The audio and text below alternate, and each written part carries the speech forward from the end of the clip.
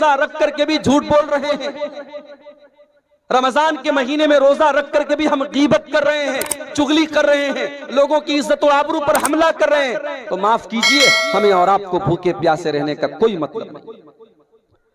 अल्लाह के प्यारे नबी फरमाते हैं, मल्लम यदा कौल ज़ूरी वल अमल बिही, जो रोजा रख करके जो 15-15 घंटे भूखे और प्यासे रह करके भी झूठ बोलता हो, गलत काम करता हो, गलत बातें मुंह से निकालता हो, फलैसा लिल्लाहि हाजतुन अन यदा तामहु व शराबहु, अल्लाह को कोई जरूरत नहीं है वो अपना खाना छोड़ दे, अपना पानी छोड़ दे, उसके भूखे प्यासे रहने से अल्लाह को कोई फायदा नहीं है।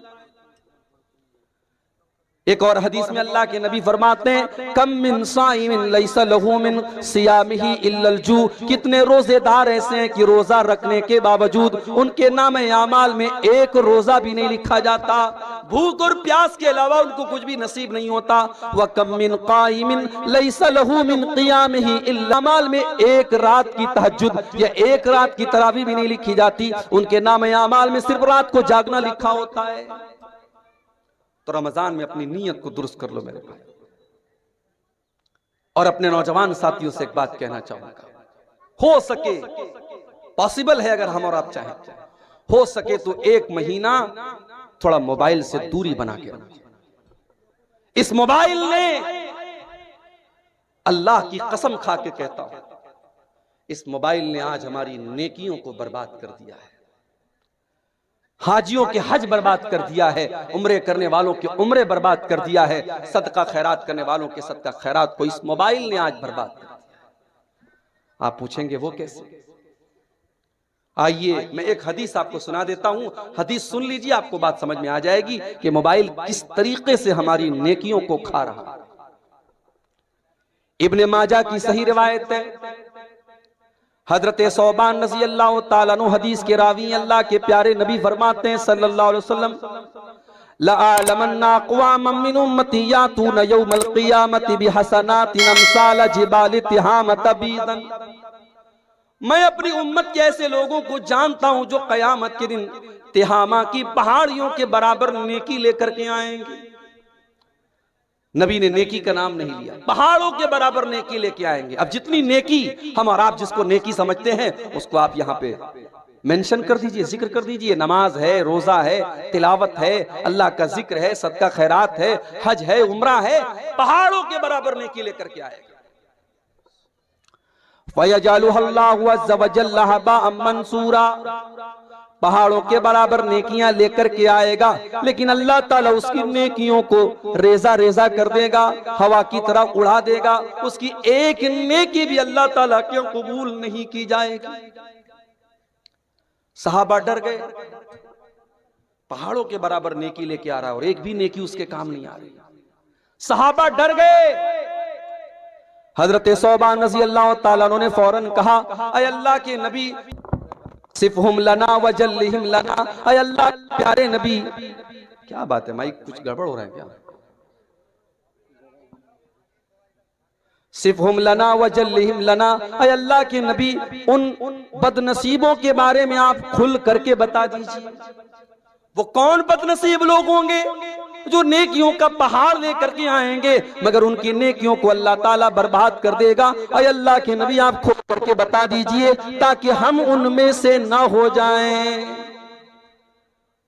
सहाबा ने ये नहीं कहा कि अय अल्लाह के नबी वो कौन लोग होंगे, जरा बता दीजिए ताकि हम उनके ऊपर फतवा लगा दें। आज हमारा और आपका मिजाज क्या है, हम दूसरों पर फतवा लगाते हैं, पहले अपने गरेबान में झांकने की हमें तौफीक नहीं मिलती, हम दूसरों पर फतवा लगाते हैं। सहाबा ने कहा अल्लाह के नबी हमें बताइए हम उनमें से ना हो जाएं। आपने फरमाया वो तुम्हारे ही भाई होंगे, वो तुम ही में से होंगे और तुम्हारे ही भाई होंगे, तुम्हारी ही नस्ल से होंगे, तुम्हारी तरह नमाज भी पढ़ेंगे, रोजा भी रखेंगे, सदका खैरात भी करेंगे। वलाकिन्नहुम इज़ा खलौ बिमहारिमिल्लाहि इंतहकुहा, बस एक बात की कमी होगी, बस एक चीज की कमी होगी, जब वो अकेले में होंगे, जब वो तन्हाई में होंगे, जब वो खलवत में होंगे, तो वो हराम कामों का इर्तिकाब करेंगे, वो नाजायज काम करेंगे, वो आंखों का ज़िना करेंगे, वो हाथों का ज़िना करेंगे, वो नाजायज और हराम काम करेंगे। वो तो बड़े नेक होंगे, बज़ाहिर तो बड़े रोजेदार होंगे, वो लोगों के सामने तो बहुत नेक और बहुत परहेजगार होंगे, लेकिन अकेले में उनसे बहुत सारे गुनाह सरजद होंगे। आज मोबाइल ने उसी मकाम पर हमको लाके खड़ा कर दिया है मेरे भाई। रात के 12 बजे नौजवान लड़का खेतों में निकल करके किससे बात कर रहा है, क्या हम नहीं जानते? रात को 2 बजे जवान लड़की किसी से चुपके चुपके फोन पर बात कर रही है, किससे बातें कर रही है, हमें अंदाजा नहीं। मेरे प्यारे साथियों, इस मोबाइल ने आज बच्चों से उनका बचपन छीन लिया। इस मोबाइल ने आज बूढ़ों के बुढ़ापे और बुजुर्गी के तकद्दुस को खत्म कर दिया। इस मोबाइल ने आज वो हालात पैदा कर दिए कि मस्जिद के अंदर नमाज हो रही है, इमाम साहब कुरान की तिलावत कर रहे हैं और मोबाइल की रिंग बज रही है, गाना बज रहा है। कभी किसी ने तसव्वुर नहीं किया था कि मस्जिद के अंदर गाना बजेगा। इस मोबाइल ने वो हालात भी लाके पैदा कर दिए। तो इस मोबाइल को अपनी मग़फ़िरत के रास्ते में रुकावट बनने मत दो मेरे भाई। अगर अल्लाह ने 1 महीना आपको दिया है अपने आप को बख्शवाने का, तो इस मौके को इस मोबाइल की वजह से चूकने मत दो।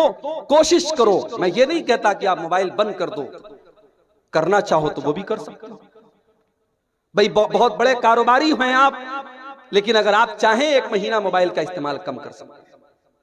मुंबई की सरजमीन पर आपसे बड़े बड़े बिजनेसमैन लोग रहते हैं। मुंबई में एक जगह मैं गया, रमजान का महीना था, एक नौजवान शख्स इत्तिकाफ में बैठा हुआ था। मुझे वहां के लोगों ने बताया, मौली साहब ये जो इत्तिकाफ में बैठे हैं आप जानते कौन है? कहने लगे ये करोड़पति आदमी है, करोड़ों का बिजनेस है इसका, मगर हर साल ये रमजान के आखिरी अशरे में इत्तिकाफ में बैठता है और अपना मोबाइल दूसरों को दे करके अपने यानी जो उसके अंडर में काम करते हैं, जो मुलाजिम होते हैं, उनको दे के जाता है। अपने पास एक पर्सनल मोबाइल छोटा सा लेके जाता है कि कभी घर वालों से कोई जरूरत पड़ी तो बात कर ले, और ये 10 दिन वो अल्लाह की इबादत में गुजारता है। करना चाहो तो मेरे प्यारे प्यारे भाइयों बहुत कुछ है। रमजान का महीना अल्लाह की तरफ से एक तोहफा है बख्शवाने के लिए, और बड़े बदनसीब हैं वो लोग जो इस तोहफे की कदर न करें। अल्लाह के नबी मिंबर के ऊपर चढ़ रहे हैं, पहली सीढ़ी पर आपने कदम रखा, फरमाया आमीन। दूसरी सीढ़ी पर कदम रखा, फरमाया आमीन। तीसरी सीढ़ी पर कदम रखा, फरमाया आमीन। सही तरगीब व तरहीब की रिवायत है, आपने मिंबर की 3 सीढ़ियों पर कदम रख करके आमीन कहा। साहबा को बड़ी हैरत हुई, अरे अल्लाह के नबी क्या बात है, आपने बार बार आज आमीन क्यों कहा? आपने फरमाया, जब मैंने मिंबर की पहली सीढ़ी पर कदम रखा, जिब्रील अमीन ने बद्दुआ की, रगीमा अनफु रजुलिन अदरक रमजान फलम युगफर लहू। उस इंसान के लिए बर्बादी हो जिसने रमजान का महीना तो पाया मगर अपनी बख्शिश न करवा सका। रमजान का महीना मिला और उसकी बख्शिश ना हो सकी, बर्बादी हो उस इंसान के लिए। जिब्रील ने बद्दुआ की, मैंने आमीन कहा। दूसरी सीढ़ी पर कदम रखा, जिब्रील अमीन ने बद्दुआ की, रगीम अनफु रजुलिन अदरक इंदहुल किबरा वालिदाहु। उसके वालिदैन बुढ़ापे को पहुंच गए, उसने अपने माँ बाप को बुढ़ापे की हालत में पाया, फलम युगफर लहू, और अपनी बख्शिश न करवा सका। माँ बाप उसको बुढ़ापे में मिले, उनकी खिदमत करके अपने आप को जन्नत का हकदार न कर सका, उस बदनसीब इंसान के लिए बर्बादी हो।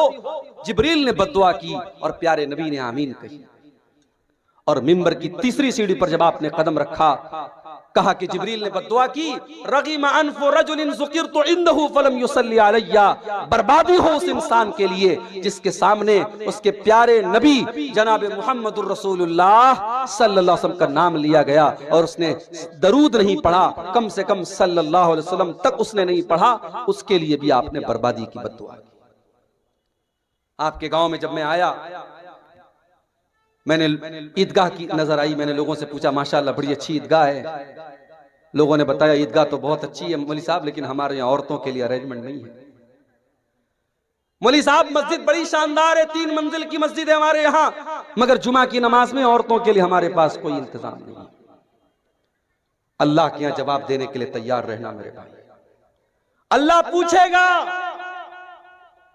कि मेरे बंदो, तुम्हारे घर की औरतों को बिगाड़ने के लिए जिस दौर में टीवी के सीरियल मौजूद थे, यूट्यूब के वीडियो मौजूद थे, इंस्टाग्राम मौजूद था, व्हाट्सएप मौजूद था, फेसबुक मौजूद था, तुमने अपने घर की औरतों की इस्लाह करने के लिए क्या रास्ता अपनाया? आप कहेंगे अल्लाह ताला, हमने रात में, हमने साल में एक बार जलसा करा दिया। जब आपके घर की औरतों को दीन से दूर करने वाली चीजें 24 घंटे पेश की जा रही हैं, तो साल का एक दिन का जलसा, एक रात का जलसा मेरे भाइयों काफी नहीं है। ये बात याद रखिए। जुमा की नमाज में आप औरतों का इंतजाम नहीं रखते। मैं अपने यूपी में बनारस में जाके कहूं तो लोग हैरत करेंगे कि क्या अहले हदीसों के यहां भी ऐसा हो रहा है, लेकिन आपके बिहार और बंगाल में हो रहा है। यानी मिजाज ही नहीं है साहब। मस्जिदें हैं, शानदार मस्जिदें हैं, गांव वाले करोड़ों के मालिक हैं, चाहे तो उसमें औरतों का इंतजाम कर सकते हैं। उनकी एंट्री अलग हो सकती है, उनका रास्ता अलग हो सकता है, चाहे तो सब कुछ हो सकता है, मगर हम चाहते ही नहीं। बंगाल के कितने इलाकों में गया, अहले हदीसों की मस्जिदों में 2-2 अजान हो रही है साहब जुमा के दिन। मैंने पूछा ऐसा क्यों हो रहा है? बोले मौलवी साहब एक जमाने से होता चला आया है। मैंने कहा तब हमें अपने आप को अहले हदीस नहीं कहना चाहिए, हमें अपने आप को अपने बाप दादा का मुकल्लिद कहना चाहिए। मुकल्लिद, अरे हमने अहले हदीसियत इसीलिए कबूल की है, हम किसी की तकलीद नहीं करते। जब हमने इमाम अबू हनीफा, इमाम मालिक, इमाम शाफई और इमाम अहमद इब्न हंबल जैसे बड़े बड़े इमामों की तकलीद नहीं की, तो अपने बाप दादा की तकलीद करेंगे हम? आज बंगाल के कितनी मस्जिदों में फर्ज नमाज के बाद मौलवी साहब हाथ उठा के दुआ कर रहे हैं, इज्तिमाई दुआ हो रही है, इमाम साहब दुआ कर रहे हैं, सारी पब्लिक आमीन कह। क्यों हो रहा है मेरे भाई? ये तकलीदी जहन क्यों है आपके यहां? रमजान का महीना आ रहा है, कम से कम आप अपनी मस्जिदों में औरतों के लिए इंतजाम कराओ मेरे भाई। मैं आपकी गैरत को जगा रहा हूं। मेरे नौजवानों, अगर अपने कौम की औरतों को बचाना चाहते हो, अगर चाहते हो कि तुम्हारे गांव की लड़कियां और बहनें तुम्हारी कल आने वाले दिनों में जो हालात हैं मुर्तद न हो जाएं, तो अल्लाह के वास्ते अपनी बेटियों को ईमान सिखाओ, उनको इस्लाम सिखाओ, उनको कुरान और सुन्नत सिखाओ। और उसको सिखाने का सबसे सिंपल तरीका यह है कि कम से कम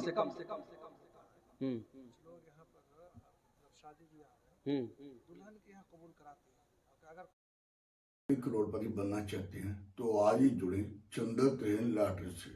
आज हम बात अगर कबूल सिस्टम, अगर दुल्हन क्या कबूल नहीं कराए जी, तो घर में ले जाकर दोबारा शादी पढ़ाते हैं। हमारा शादी पढ़ाना भी जी जी। ये शेख साहब ने जो बात की, हमारे यहाँ भी ये चीज एक यानी एक रस्म और रिवाज बन चुकी है। जब निकाह होता है, मौलवी साहब जब निकाह पढ़ाने के लिए आते हैं, तो शरीयत का मसला क्या है कि लड़की से इजाजत ले लेना काफी है, और वो इजाजत लड़की का बाप ले ले, लड़की के घर का कोई बड़ा जिम्मेदार ले ले, वो इजाजत ले लेना काफी है। निकाह पढ़ाने वाले का बाकायदा जा करके कि मोहतरमा फलाना बिनते फला, आपका निकाह फला बिन फला के साथ हो रहा है, क्या आपको कबूल है? ये जो पूरा एक सिस्टम राइज है, ये कहीं कुरान और सुन्नत से साबित नहीं।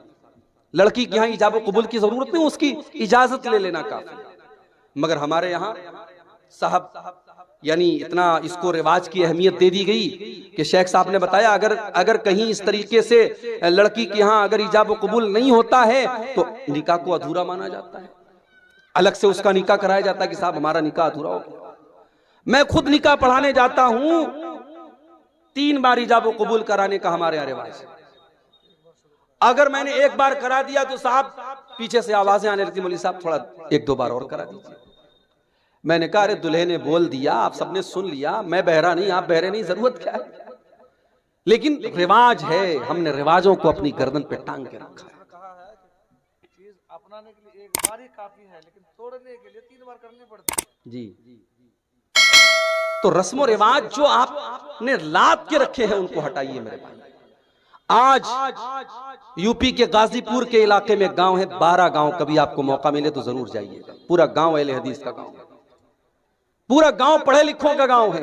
पुलिस में और आर्मी की सर्विस में वहां 70% लोग आपको मिल जाएंगे, पढ़े लिखे लोगों का गांव है। मगर अहले हदीस का घर है, मुसलमान का घर है, शादी हो रही है साहब, सुहाग की जो चीजें जाती हैं, शादी के मौके पर जो चीजें जाती हैं, उसमें सिंदूर भी जाता है औरत के मांग में भरने के। उसमें गैर मुस्लिमों की बहुत सारी रस्म रिवाज की चीजें भी जाती हैं। दुल्हन जब घर में आती है पहली बार तो कोई छोटा सा बच्चा उसकी गोद में दिया जाता है कि साहब ये बच्चे को गोद ले लेगी तो इसकी भी गोद भराई होगी, इसको भी अल्लाह ताला आगे चल के बेटा देगा। मंगलसूत्र भेजा जाता है, उसको भी सुहाग की एक निशानी माना जाता है। इस्लाम के अंदर सुहाग की कोई निशानी नहीं, माफ कीजिए। शादीशुदा औरत के लिए उसके बदन में कोई निशानी नहीं है कि इस्लाम ने कहा कि हाँ ये शादीशुदा होने की औरत की अलामत है। हाँ, बस एक पहचान है, ये जो शादीशुदा औरत रहेगी वो अपने शौहर के लिए सजेगी संवरेगी, उसको उसके सजने संवरने का हुक्म दिया गया। बाकी ये मंगलसूत्र और ये सिंदूर, ये तमाम की तमाम मुशरिकाना चीजें हैं, गैर मुस्लिमों की रस्में हैं, इस्लाम का उससे कोई ताल्लुक नहीं।